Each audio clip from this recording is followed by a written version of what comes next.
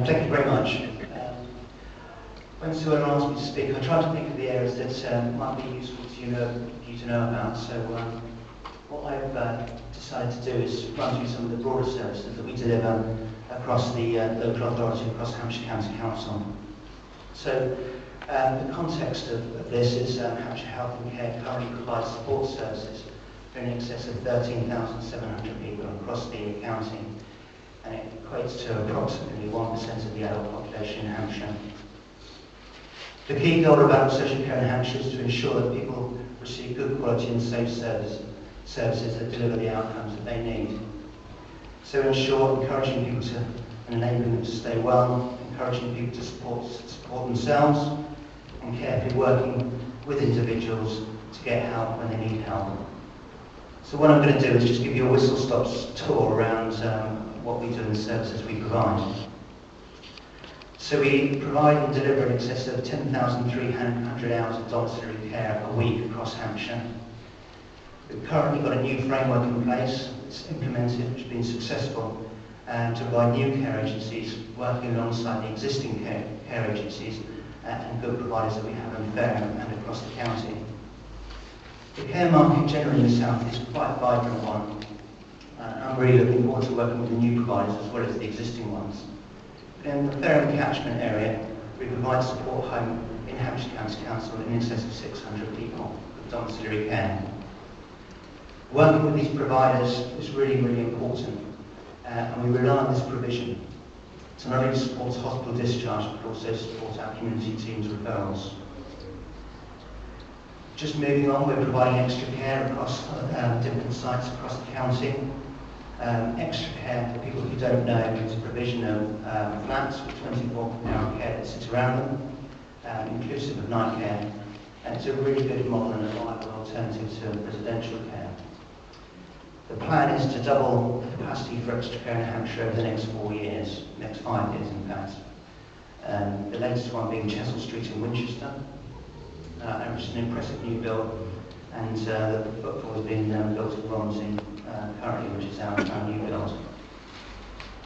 In terms of our resident nursing provision, Hampshire County Council HCC Care, as it's known, provides over 960 beds across the county for older people, including 450 residential beds and 440 nursing beds. Inclusive in that, we've got 54 discharge to assess beds and 18 short stay beds or respite beds which support hospital discharge. These are in place because we want to avoid making long-term decisions hospital where we can, to use an environment in a nursing home where we can support to get people home who cannot go home directly. It's worth mentioning that of our older persons HCC care homes, that 16 of the 17 homes have a good rating from CQC. For our learning disability services, 7 of the homes have a good rating out of 8, which is no mean feat and needs constant attention and care by the people running those establishments. Outside of our care provision, or our in-house care provision, we commission lots of residential nursing care. We've purchased approximately 2,400 residential beds and 1,440 nursing beds. So as you can appreciate, that's a huge operation that we run, and we have to review those people and so forth, which needs a whole cycle of work that sits behind all of that. We provide mental health services, and we provide services to almost 1,000 adults with a mental health condition in Hampshire. The types of service provision, we've got 11 wellbeing centres around Hampshire, and there's one in Fairham in West Street, just around the corner, which is run by a fantastic group of volunteers, I'm told, and it's used by hundreds of people on a monthly basis. It's open to everyone, and they have a wide range of people using the centre. Just moving on, it's worth mentioning about the sort of technology that we're using in adult services at the moment. It's a fast developing area which aims to give greater independence to people for longer, to as many people that can benefit from it. We've got a strategic partner that we work with, called Argentine, and they've been in situ working with us for about 4 years now. So in 4 years we've moved from providing telecare equipment to a relatively low number of people to 9,800 service users who are now we're providing for. So it's helping the most vulnerable people, but also those people who need a light touch.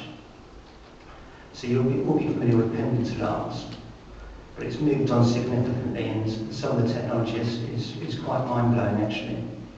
So for example, door sensors, epilepsy alarms, light sensors, we're using Amazon docks for people to control their environment, falls watches, medication prompts, medication reminders from call centers, it goes on, GPS tracking devices.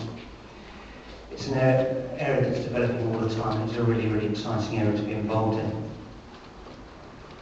We also have services like shared lives, and shared lives is an easy way of describing it, it's like foster care for adults.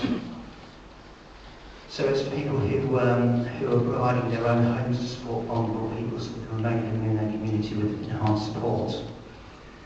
So the users include all age groups and care groups, such as people with learning disabilities, mental health issues, and those people with age-related needs or physical disabilities. We provide 200 care spaces, this is set to increase, and we're encouraging more older people to become involved in that scheme. And we're one of the largest shared lives providers in the country. The last two services that I'd just like to let you know about is our reablement service. We have an in-house reablement service that provides care and support for people at home for up to 6 weeks to help people recover after a hospital admission, and for those people referred to us in the community. It's very much about supporting people with activities of daily living as individuals recover after a hospital admission, to ensure that people get the right level of support during a period of recovery. In fact, many people don't need any support at all after a reablement intervention. Our reablement service works very closely with our colleagues in Southern Health to wrap collective services around those people to maximise independence. Last year we had in excess of 4,000 people that went through that service. It's a huge operation that sits around that. And just lastly, I'd just like to say about Connect Support Hampshire. Just over by the blue signage there, I've left some information for you to pick up. It's an online resource. Historically, it was very difficult to navigate our web pages to get information about services that there are around in the local area.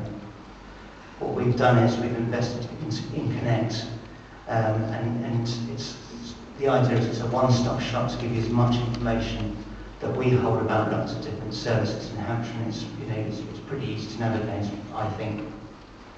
But there's a wide range of information that's on there, ranging from handyman services, voluntary sector resources, resident nursing providers with links to CQC inspections, to gardening services, a whole range of different things on it. The leaflet's over there, and I hope to take one.